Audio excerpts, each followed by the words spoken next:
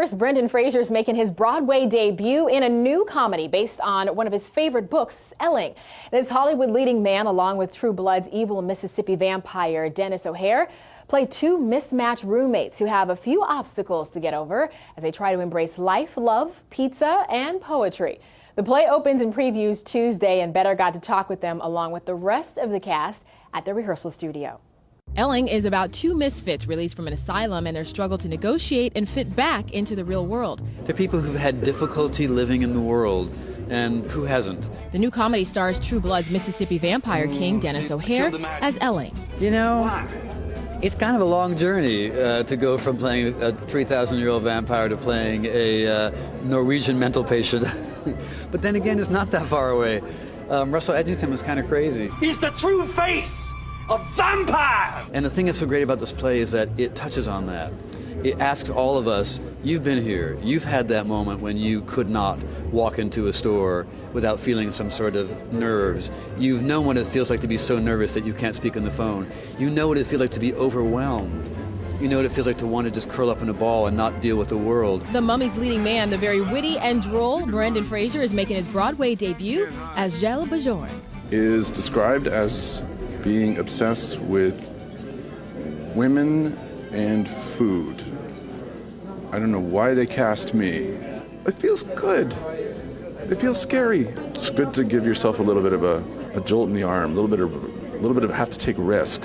You know, it's good. It's good in an actor career, I believe. Kind of gets the rust out of the hinges, and you don't get so complacent either. It's easy, you know. Look, this is a camera, hi, but you know, you can work for those, and I have done. And I've been fortunate to. I mean, don't get me wrong. It's lucky if you have a film career. It really, really is. But you might say this Hollywood actor was destined to star on Broadway. As a kid, here's my story. You ready? You ready? Okay, so I'm 7 years old, right? And I've got 3 older brothers, and our family is moving to Europe for my father's work. This is the first time I'm in New York City. I get separated from them. And I can remember wandering around and seeing these theaters and marquees, and of course I'm in the Broadway district. I didn't know it, and I had a $5 bill in my pocket. My father had given me in case I got lost. It was 1976. I was lost, and this is the part where I say poetically, but I was found also because I was so intrigued with where I was. I didn't use a $5 bill to go to a show. I didn't know what was behind all those theaters and all those doors. I had no idea. A cab driver who I had stopped, being a precocious little kid I was.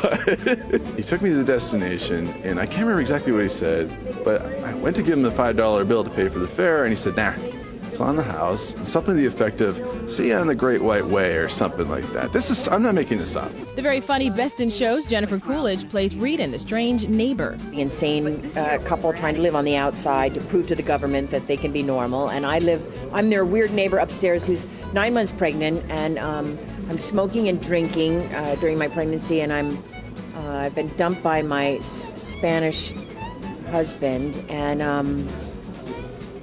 I fall in love with this weird guy downstairs, which is Brendan Fraser. Jeremy Shamos plays the pivotal role of Frank, the social worker. It's an important role only because it sets the play in motion, and I sort of lay down the law and watch them try to stay on my side of the line of sanity. And the play is a process by which we see them fit back into the world, and it's just beautiful.